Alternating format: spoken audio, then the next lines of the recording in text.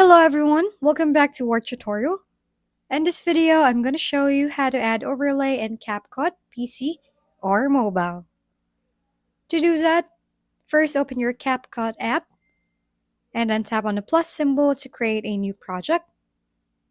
Next, choose your clip that you want to edit and click on it. You may crop the video or edit it as it is and then click add. In here, all you need to do is to click the overlay button at the bottom and then click add overlay. Now choose a video clip or photo to become overlay and then click add. Next, click the overlaid clip and you can resize it by using pinch to zoom. Also, you can move it to different positions. Thank you for watching. We hope this video helped you figure things out.